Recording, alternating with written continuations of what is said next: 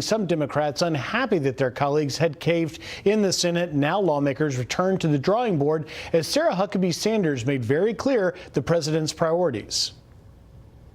We know that that's going to be part of this negotiation. That's something the president has committed to do, but we don't want to do that without the other three components. It's like having a stool with two legs. It doesn't work very well. So can they get there? We'll find out. There's only 17 days until another government shutdown, and that clock, Heather, is ticking. Yeah, just kicking it down the road. All right. Thank you, Griff. Appreciate it. Well, the other big story that we're following for you at this hour, here's a quote: "No stone will be left unturned." Attorney General Jeff Sessions vowing that to get to the bottom of how some key FBI text could have simply vanished. GOP lawmakers also demanding a second special counsel launch an investigation. Kelly Wright is live for us in D.C. with some new details this morning. Kelly, this is remarkable. Heather, good morning. Remarkable indeed. This case is sounding more and more like a book or movie filled with political intrigue, but this is not fictional. The characters in this are real, and they have damaged the integrity of the FBI. Attorney General Jeff Sessions confirms that FBI agent Peter Strzok and FBI attorney Lisa Page exchanged more than 50,000 text messages for 2 years. Now, some of those texts are missing, and Attorney General Sessions vows the Justice Department will leave no stone unturned in searching for them. Lawmakers want to know if any criminal activity took place. Of course, we need a second special counsel to get to the bottom of to get to the bottom of all this and answer the many questions we have. Republicans are still concerned about possible corruption within the FBI's leadership, referring to this text that revealed Strzok's reference to an insurance policy and meeting in Andy's office. It went on to say, "Want to believe the path you threw out for consideration in Andy's office. That particular is no way Trump gets elected. I'm afraid we have to take that risk." And it goes on to say, like an insurance policy in the unlikely event you die before you're 40. Now, that text and others have some lawmakers concerned that certain FBI agents were operating a secret society meant to discredit then candidate Donald Trump. You have this insurance policy in the spring of 2016, and then the day after the election, the day after what they really didn't want to have happen, there's a text exchange between these two FBI agents, these two supposed to be objective, fact-centric FBI agents, saying perhaps this is the first meeting of the secret society.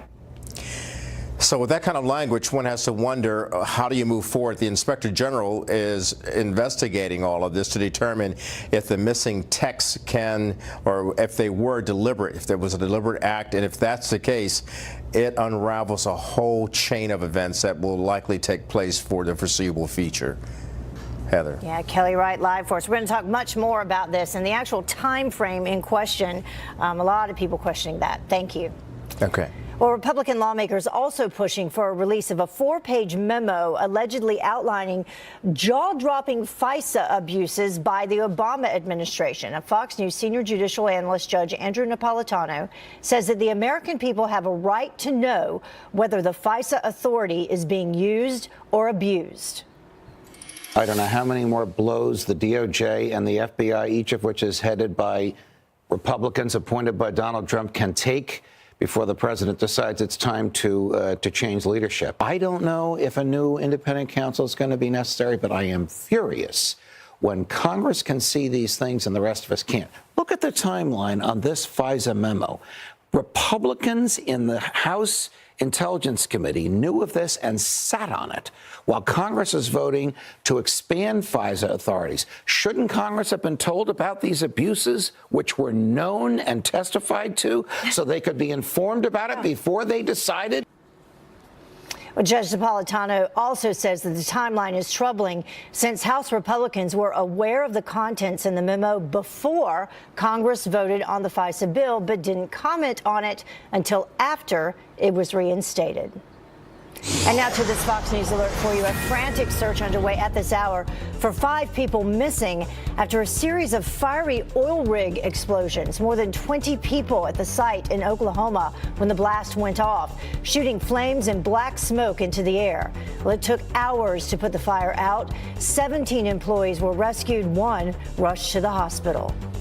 And an American hero and his daughter found dead inside their home. Indiana police now saying how Walter Bryant Jr. and Faith. A true American patriot. You can't forget an American hero like Walter Bryant. Yeah, much more to come on this. Bryant served 21 years in the Army.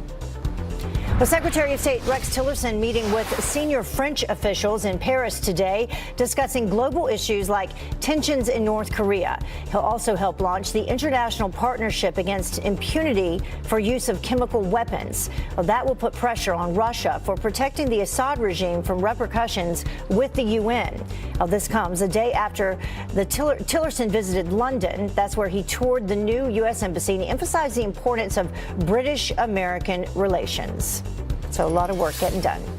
President Trump continuing to make good on his campaign promise to help American manufacturers. We're going to bring our jobs back.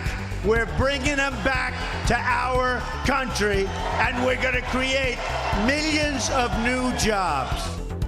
He's now imposing a 30% tax on imported solar panels, with the rate declining over 4 years. According to the Oregon-based company Solar World, the tariff could create up to 45,000 jobs. Large washing machines will also be taxed up to 50%. And he dazzled millions on New Year's Eve performing one of his classic hits. And now we're learning that it may be one of Neil Diamond's last times on stage. Sweet Caroline, good times never seem so good.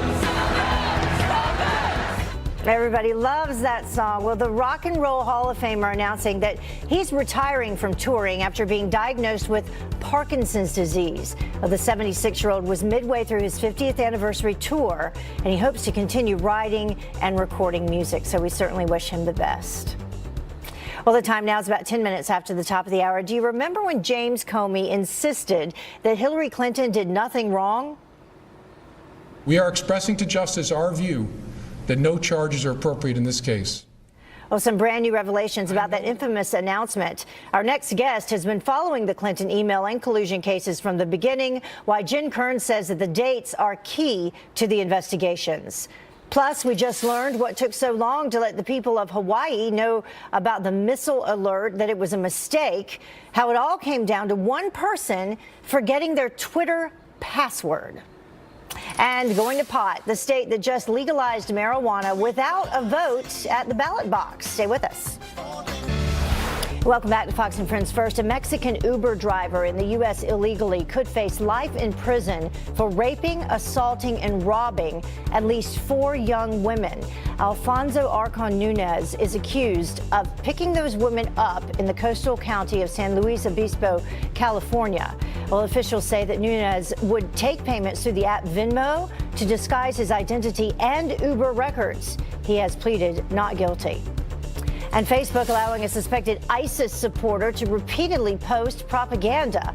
A 31-year-old Abdul Rahman Akarbadi of the UK is accused of posting clips showing executions and children being brainwashed to fight. Well, in some cases, he made the post that encouraged attacks against the West. Facebook reportedly suspended his account several times, only to be reinstated. Akarbadi is currently on trial for violating the Terrorism Act. Well, back home, Attorney General Jeff Sessions vowing that no stone will be unturned or left unturned as Republicans demand some answers into how thousands of text messages between the removed FBI agent Peter Strzok and FBI lawyer Lisa Page went missing. This as bombshell texts suggest then Attorney General Lynch knew that Hillary Clinton would not face charges before she even met with the FBI. Strzok texting to Page, "Timing looks like hell." Page replying, "Yeah, that is awful timing," adding, "It's a real profile in courage since she knows no charges will be brought." A GOP strategist and The Hill contributor Jen Kearns has been following this case from the beginning, and she joins us now to weigh in. Thank you very much for joining us. Great to be here, Heather. So let's begin with that text and what that means to you. Yeah, you know, it's interesting, Heather. We sit here and we talk about politics a lot. Some days we have fun. Some days we, joke around. The topic matter this morning could not be more grave. As an American citizen, just looking at this missing text messages, it's interesting. All of the banter back and forth. It's very clear now that everyone within the FBI, at least at the high levels of the FBI, knew in advance that Hillary Clinton was not going to be prosecuted for her wrongdoings. And how ironic is it that this case really began over 33,000 missing emails? Yeah. And now we have 5 months of missing text messages. President Trump often gets criticized for this, for saying that the FBI is losing confidence with the American people. And boy, now we're starting to see why we that have is. that text message where Page very clearly says, since she knows no charges will be brought, that was on July 1st. These missing text messages, and there's about 50,000 of them? Yes. Which is insane. Yes. That's between December 14th of 2016 and May 17th of 2017. And a lot of key events happened during that time. It sure did. Look, it's awfully coincidental that these missing text messages happened to occur at the time that the Trump dossier was published. This was the dossier that was prepared by the British spy Christopher Steele. Also, what happened during this time was Peter Strzok actually interviewed Michael Flynn, who has now pled in this case. This is a very significant development, a very significant period of time. Oh, and by the way, what also happened during this time period where the texts are missing, James Comey was fired as the director of the FBI. And by the way, the end date for these missing text messages, guess what else happened? It was May 17th. That was the day that Robert Mueller began the Russia investigation. So this is awfully coincidental. And they're saying it's a technical glitch that caused it, but definitely going to look into that. Let's move to the second topic, though, and I want to bring this up. This is what Adam Schiff has to say in terms of why Americans should not be allowed to see this FISA memo. He says that Americans wouldn't understand it. Listen. The American people, unfortunately, don't have the underlying materials, and therefore they can't see how distorted and misleading this document is. It's just designed to attack the FBI and Bob Mueller. It's a disservice to the country. So this FISA memo said to be jaw-dropping, people demanding that it be released. He says, well, we shouldn't release it because you won't understand it. Right, and he says, we don't have the underlying materials to understand it. Yes, we do, Representative Schiff. It's called the United States Constitution. That's the underlying material, and that guarantees that the government does not spy on its own people. Look, I truly do believe this is worse than Watergate. That isn't just a slogan. You have the FISA warrant system set up so that the U.S. government can monitor foreign citizens, not on U.S. soil. And the allegation is the Obama administration used it to spy on the Trump campaign and also to spy on the transition team. So that means not only were they using and weaponizing our intelligence system against a political opponent, against someone they didn't like, but they actually used it against someone who was duly elected by the people of the United States of America. I mean, this truly is worse than Watergate. If you think back to Watergate, it was some folks breaking into, the DNC offices. Boy, this really blows Watergate out of the water. Yeah, well, Chairman Nunes of the House Intelligence Committee, he says that the Bureau violated the Foreign Intelligence Surveillance Act concerning an opposition research dossier on President Trump and Russia. So much more to develop on that front, too. Yep. All right, sure. Two huge stories. Thank you very much for coming in. I appreciate it. Well, the time now is about 19 minutes after the top of the hour, and a terrifying threat as terrorists make it their mission to take down a passenger plane. The move that the TSA just made to stop that from happening and what it means for you. And he may not be running for office, but he raised hundreds of thousands of dollars for his fake campaign. So what in the world will Kid Rock do with all that money? Carly Shimkus knows, and she's here to fill us in. And it's a good... Welcome back. Chuck Schumer feeling the heat as Democrats cave on the immigration fight, ending the government shutdown.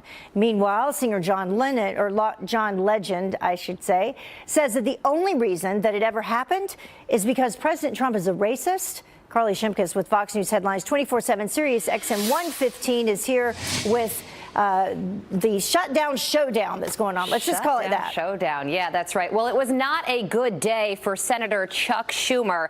Now, the feeling is that he failed Dreamers by agreeing to end the government shutdown in exchange for a potential vote on immigration down the road. CNN's Jim Acosta characterized the situation, tweeting, "Trump world and White House sources dancing in the end zone. Trump wins again. Senator Schumer and Dems caved, gambled, and lost." The Washington Post's Erica Werner says, "We now await Democrats' spin about how this isn't a cave."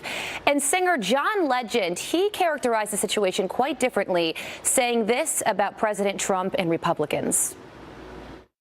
Trump is a racist. He doesn't want more brown and black people here. That's why he talked about countries. That is his whole MO. That's the MO of a significant portion of the Republican Party. That's why there's a shutdown. Well, there you have it. Legend and his wife, Chrissy Teigen, are outspoken Trump critics. As for Schumer himself, he appears to be ready to roll up his sleeves. He tweeted, "The Trump shutdown will end soon, but the work goes on."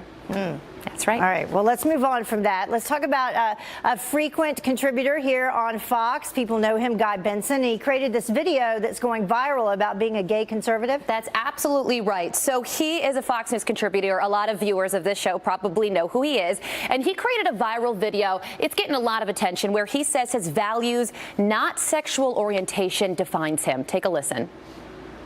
I'm a Christian, a patriotic American, and a free market, shrink the government conservative who happens to be gay. When it comes to my political beliefs, my orientation is only one part of the story. It's not the totality of who I am.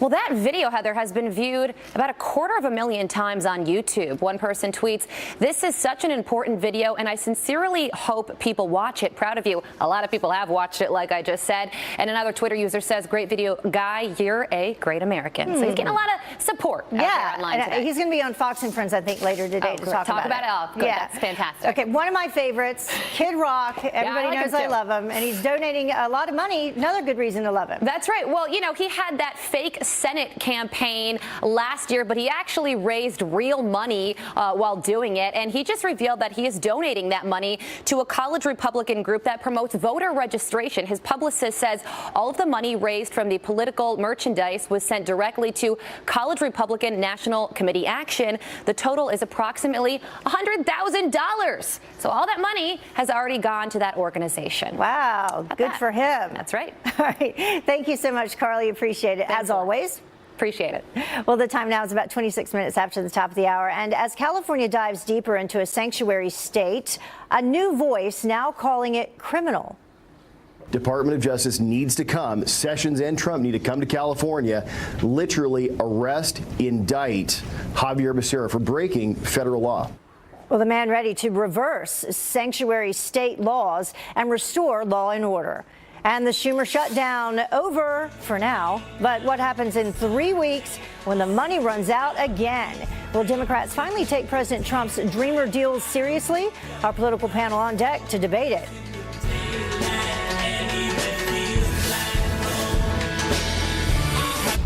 Welcome back to Fox and Friends. First, 4:30 a.m. here on the East Coast. The TSA tightening security on certain flights from the Middle East over terrorism threats. An emergency order now requiring 6 airlines from 5 predominantly Muslim countries to submit data on cargo entering the U.S., including the names of who is sending and receiving it. The TSA says that the countries were selected because of a willingness by terrorists from those nations to attack. And a desperate search is underway to find a woman who's missing at sea. Officials say the 44-year-old was seen going overboard while the Triumph Carnival cruise ship was in the Gulf of Mexico. It was on its way to Cozumel from New Orleans. And this comes just days after another woman fell to her death on board a different Carnival ship. Neither victim has been identified. And a plea deal now in the works for the neighbor accused of attacking Senator Rand Paul. Do you remember that? Well, prosecutors are pushing for Renee Boucher to spend 21 months behind bars. The tiff? Apparently nothing to do with politics, instead over yard maintenance that boiled over. We're also hearing that the Kentucky lawmakers' 911 call for the first time after the alleged assault. Listen. 911, where's your emergency? I was assaulted by a neighbor, and I'd like the police to come and investigate and talk to the neighbor. Okay. Where did the assault happen at? In my yard while I was mowing the grass. Now, that alleged assault leaving Senator Rand Paul with several broken ribs. And a Russian spy ship is spotted 100 miles off the coast of North Carolina just days after it was seen leaving Trinidad and Tobago. The vessel has a variety of high-tech spy equipment, we're told, designed to intercept communication signals. The U.S. Navy is tracking the ship. It's unclear where it's actually heading, but the ship has typically traveled up the East Coast near Cape Canaveral, Florida, up to New London, Connecticut. And the public could have known sooner, apparently, about that false Hawaii missile alert. But the governor forgot his Twitter password. That's right. Somehow, David Ige making the embarrassing admission to reporters, saying that he couldn't inform his followers sooner because he couldn't remember his access code to Twitter. The false alert creating a statewide panic. It took officials 38 minutes to correct the mistake after an employee hit the wrong button. Well, it is back to business. President Trump signing a deal to end the shutdown and keep the government funded for 3 more weeks. The president tweeting this: big win for Republicans as Democrats cave on shutdown. Now I want a big win for everyone, including Republicans, Democrats, and DACA, but especially for our great military and border security. Should be able to get there. See you at the negotiating table. So what can we expect next? Here to weigh in, our panel, Trump re-election advisor Mark Serrano and former Ohio Democratic State Senator Capri Cafaro. Thank you both for joining us this morning. Absolutely. Good morning. Good morning, Heather. So, Capri, I'm going to start with you. What do you think? Do you think negotiations will be better this time around? We only have 3 weeks. I think actually it's going to be even more difficult than it was, coming into this government shutdown. And here's why. The Democratic base seems very upset with Chuck Schumer right now. They feel as if, the Senate Democrats didn't get enough out of this deal. And I think that it's frankly showing that the government shutdown as a tactic to negotiate is really a failing tactic and one that doesn't work. So I think what we're going to see is, yes, it's great that Senator McConnell has agreed to hear some of these DACA-specific bills in the United States Senate, but I think that, there's going to be even more pressure on Democrats to fight back, to have more of a pure bill. And I think that once it gets over to the House, we're going to see, if it does get that far, an even more polarized environment with Democrats digging in and Republicans that see this as amnesty digging in more. So we may be right back where we started 3 weeks from now. So, Mark, what do you think? What can President Trump do to move it forward? I mean, we've got 3 weeks, 17 days. Well, I think we're in a vastly different place than we were last week. The Democrats now are lacking one of their negotiating tactics, which is a shutdown.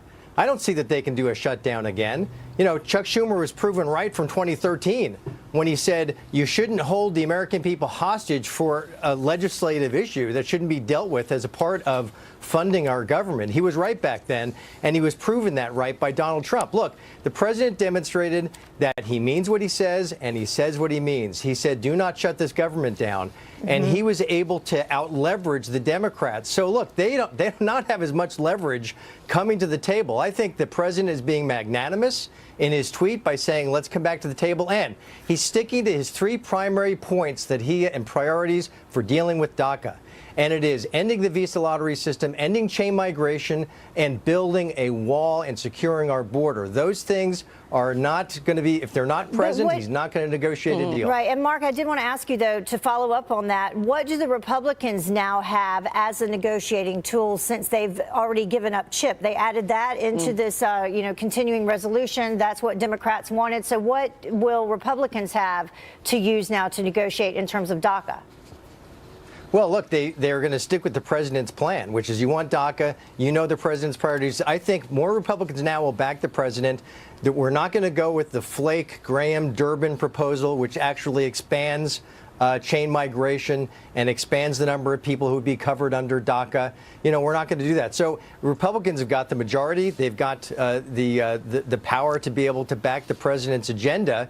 And I think more of those swing state Democrats who are up for re-election this year are going to stay on the Republican side. They have those votes as well, Heather. All right, Capri, what do you think about that? You know about firsthand, you know about those swing state Democrats. That's right. Look, I think that the votes that folks like Joe Manchin, for example, cast to keep the government open is a different kind of vote than voting for DACA. And let's not forget that while the Republicans do have the majority in both chambers, you do need 60 votes to get anything out of the United States Senate. So I think actually we're going to see more of a bipartisan collaborative effort in the Senate when it comes to DACA, again, specifically taking the debate of more comprehensive immigration reform out of this. I think that we might actually see some tangible results coming out of the United States Senate, with both Republican, with red state Ds and with more moderate Republicans. The real battle here, I believe, is going to be in the House, where everybody is going to go to their corners and not give an inch. Yeah, and we don't want to run into the problem we ran into this time around in the military possibly not being funded in 3 weeks. Look, Republicans have the president to thank for giving them much greater leverage. This is going to be a much greater advantage for the Republicans for the next 3 weeks. All right, I'm going to use your line, Mark. The art of the deal, alive and well. We will see. It is. Thank you. Let's hope for the sake of the people. Thanks for joining us. Appreciate it. Have a great day, you guys. Thank you. Well, the time now is about 20 minutes until the top of the hour. Detrimental to democracy. Facebook admitting that social media may not be good for the country. What the site is now doing to prevent meddling in the 2018 midterms. Why don't we switch jobs? You take over TV because you're such an expert in ratings, and I take over your job. And then people can finally sleep comfortably again. And don't touch California. That message to President Trump from the governor himself, why Arnold Schwarzenegger is taking aim at the president. And welcome back. A candidate for California governor wants the state attorney general arrested over a new immigration law. Assemblyman Travis Allen telling Tucker Carlson Attorney General Xavier Becerra is threatening to fine employers if they comply with federal law and provide employee information to U.S. Immigration Customs. He's crossed the line. This is now a criminal offense. Department of Justice needs to come. Sessions, California, literally arrest, indict Xavier Becerra for breaking federal law. Well, the new law in the sanctuary state prevents workers of any immigration status from being detained at workplaces. And it's now legal to get high in the Green Mountain State. Lawmakers in Vermont passing a law allowing recreational marijuana. It is the first state to legalize pot through legislature instead of letting voters decide. Now, this brings the number of states allowing recreational marijuana to 9, along with our nation's capital. Now to a Fox Business Alert for you. Detrimental to democracy. Facebook admitting that the social media platform may not be good for the country. Tracy Carrasco from our sister network, Fox Business, here with what the site is doing to wipe out election meddling ahead of the 2018 midterms. Good morning, Tracy. Good morning, Heather. Yes, Facebook said it could offer no assurance that social media was good for democracy, but said it was trying to do anything that it could to stop alleged meddling in future elections. So this comes from a Facebook post by a Facebook product manager there. And he said that around 126 million people did see posts by Russian agents during the 2016 election, and that Facebook could have done a better job to prevent this.